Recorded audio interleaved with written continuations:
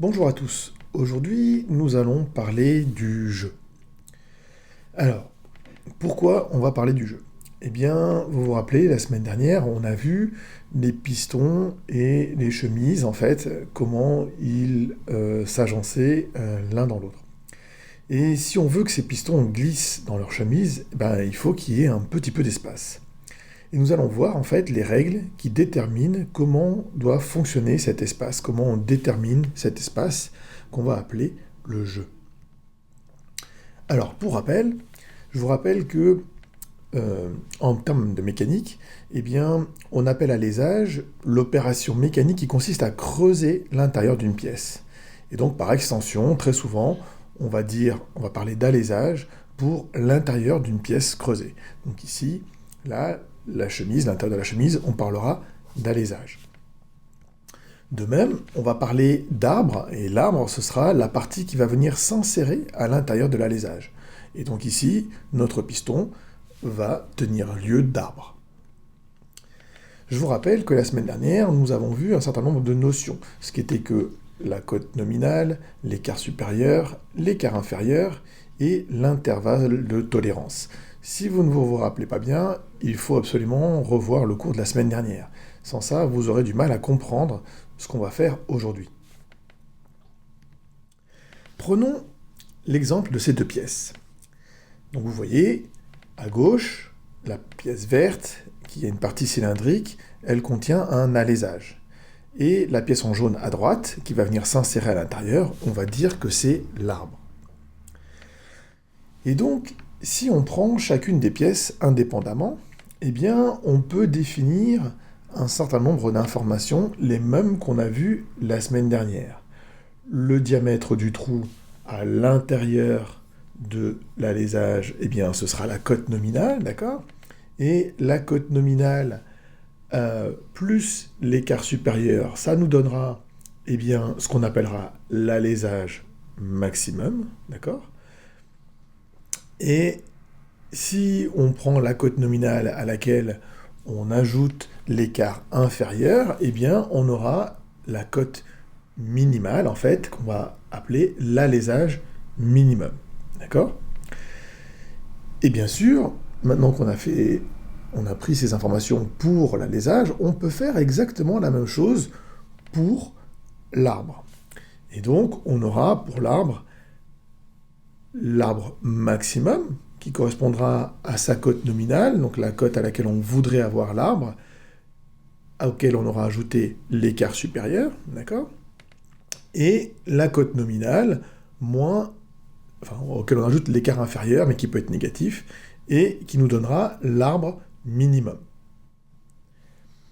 Et maintenant, ce qui va nous intéresser, eh bien, c'est quand on va assembler ces deux pièces ensemble. Et on va pouvoir définir deux jeux, d'accord? Et ces deux jeux vont être le jeu maximum et le jeu minimum. Alors, le jeu maximum, ça va être quoi? Le jeu maximum, pardon, c'est le moment où on aura le plus d'espace possible entre ces deux pièces. Et comment on va pouvoir calculer ce jeu maximum? Eh bien, c'est en prenant l'alésage maximum, c'est-à-dire le trou le plus grand, et auquel on retranchera en fait le diamètre de l'arbre le plus petit, c'est-à-dire l'arbre minimum. A l'inverse, si on veut savoir quel est le jeu minimum, c'est-à-dire le jeu le plus petit, eh bien, on prendra l'alésage minimum, d'accord, minimal, le plus petit, le trou le plus petit, dans lequel on essaiera de faire rentrer l'arbre le plus grand, c'est-à-dire l'arbre maximum. Et donc, on voit bien que on a, pour notre jeu, deux types de jeux. Le jeu minimal, c'est-à-dire celui égal à l'alésage minimal moins l'arbre maximal, enfin le diamètre de l'arbre maximal, et le jeu maximal qui sera l'alésage maximal moins l'arbre minimal. Et donc, à quoi vont nous servir ces deux informations? Eh bien, ces deux informations vont nous servir à définir 3 cas de figure. Le premier, eh bien, on va se rendre compte que si le jeu maximum et le jeu minimum sont tous les deux positifs, alors on dira que l'ajustement est glissant. Et donc là, ça voudrait dire que les deux pièces coulissent sans difficulté l'une dans l'autre, il n'y aura pas de souci. Le deuxième cas de figure, eh bien, ce sera si le jeu maximum et le jeu minimum sont tous les deux négatifs. Alors dans ce cas-là, on aura ce qu'on appelle un ajustement qui sera serré. Et dans ce cas-là, ça veut dire que soit il faudra vraiment frotter pour pouvoir insérer les deux pièces, voire éventuellement il faudra peut-être les emboutir, donc donner un grand coup par exemple avec un marteau pour pouvoir les insérer l'une dans l'autre. Et puis on va avoir un troisième cas de figure. Le troisième cas de figure, c'est lorsque le jeu maximum est supérieur à 0, est positif, et le jeu minimum est inférieur à 0. Et dans ce cas-là, on dira qu'on a un ajustement qui est incertain. On n'est pas forcément exactement sûr du comportement que ça va avoir. Il va falloir approfondir les recherches. Alors on va essayer d'aller un petit peu plus loin. Donc ça, c'était l'essentiel de ce qui était à comprendre pour aujourd'hui. Mais on va essayer d'aller un petit peu plus loin. Et pour ça, on va être obligé de parler de l'ISO. L'ISO, c'est une organisation internationale de normalisation. Et son but, c'est de définir des normes ou des standards qui permettent à différents pays de se comprendre, puisque si on respecte les mêmes normes, du coup, on n'aura pas besoin de déchiffrer ce qu'on est en train de faire pour quelqu'un d'autre. Et puis, ça va aussi permettre de respecter le même niveau de qualité. Et du coup, d'obtenir en fait des pièces qui seront identiques, qu'elles soient fabriquées au Japon, en Allemagne ou en France. Et donc, pour ces intervalles, les intervalles de tolérance qu'on a vus la semaine dernière, il existe 18 niveaux qui ont été définis, d'accord ? 18 niveaux d'intervalles, et ces niveaux, ils ont été définis en fonction des besoins nécessaires à l'industrie pour fabriquer des pièces, d'accord ? Et ils ont été décrits au sein d'une norme ISO. Alors voilà comment ça se présente.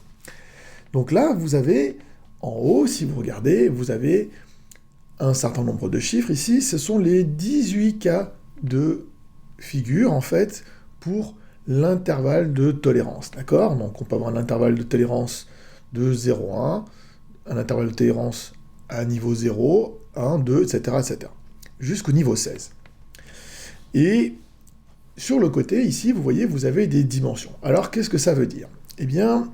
Ça veut dire que...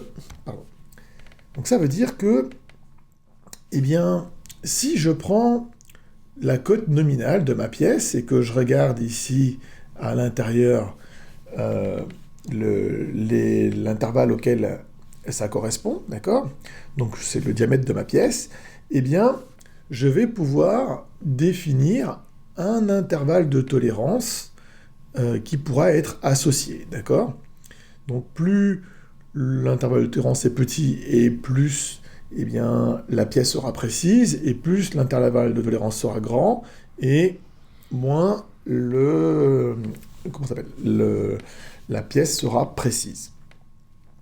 Donc voilà, c'est assez simple. C'est pour les intervalles de tolérance. Mais on va voir qu'on a aussi un peu ce genre d'abac pour... Donc les graphiques, comme ça on appelle ça des abacs. On a aussi parfois ce genre de graphique, mais pour les alaisages et les arbres. Alors, rappelez-vous, on prend nos deux pièces, d'accord ? Et si on regarde à l'interface entre ces deux pièces, la norme ISO a défini tout un tas de positions, d'accord ? Vous voyez, de A jusqu'à ZC ici, qui permettent en fait de définir les différents cas de figure auxquels on peut avoir besoin dans l'industrie. Et donc on va avoir des positions qui sont définies par des lettres pour les alaisages. Alors vous voyez que les lettres sont en majuscules, et on va avoir ces positions ici pour des arbres, et dans ce cas-là, pour les arbres, vous voyez que les lettres, elles sont toutes en minuscules. Et évidemment, toutes ces positions, elles sont définies par rapport à un 0, une ligne 0, Et la ligne 0, c'est la cote nominale de notre pièce, le diamètre auquel on souhaite avoir la pièce, d'accord? Et on voit qu'ici, on peut avoir donc, des positions pour lesquelles, eh bien, par rapport à la cote nominale pour les allésages, on va avoir des écarts positifs, d'accord? Avec un petit intervalle de tolérance, d'accord? Et même chose, on peut avoir en dessous de cette cote nominale des intervalles, en fait, pour lesquels les écarts ils seront négatifs, d'accord? Et avec un petit intervalle de tolérance. Et on aura la même chose pour les arbres. Donc ici, pour les arbres, on voit qu'on a des écarts ici qui sont négatifs, d'accord? Et au-dessus d'un certain seuil, en fait, des écarts qui seront positifs, avec toujours la possibilité d'avoir un intervalle de tolérance. Voilà. Donc ça, tout ça, ça va nous servir à quoi exactement? Eh bien, quand on va définir des cotes, donc là, par exemple, pour un arbre ou un alésage, très souvent, vous allez avoir une notation comme celle-ci. Par exemple, 40G6 ou 40H6, par exemple. Alors, qu'est-ce que ça veut dire? Ça veut dire qu'ici, on souhaite avoir la pièce avec un diamètre, avec une cote nominale de 40 mm.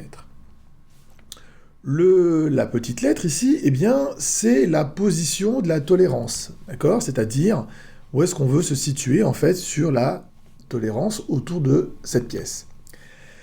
Et le chiffre ici va nous définir une qualité de tolérance. Alors, je vous rappelle que quand on a une petite lettre, eh bien, c'est pour un arbre, et quand on a une lettre en majuscule, eh bien, ce sera pour l'alésage. Et donc, très souvent, quand on va avoir une combinaison alésage-arbre, eh bien, comme ils doivent tous les deux avoir la même cote nominale, on les note très souvent comme indiqué en bas de la page, donc c'est-à-dire 40H6G6, d'accord? Et cela, ça veut dire quoi? Ça veut dire que pour notre chemise, par exemple, et notre piston, eh bien, on voudrait que notre chemise fasse 40 mm de diamètre, ça serait sa cote nominale, avec une position de tolérance au niveau H, avec une qualité de tolérance de niveau 6. Et pour l'arbre, eh bien, on voudrait une position de tolérance au niveau G, d'accord, et avec une qualité de tolérance de 6. Alors, comment on va se servir de ces informations? Eh bien, il existe des abacs, d'accord, donc des tables graphiques comme celle-ci, qui vont nous permettre, eh bien, justement, de retrouver notre écart supérieur et notre écart inférieur, le diamètre maximal et le diamètre minimal de la pièce qu'on souhaite avoir.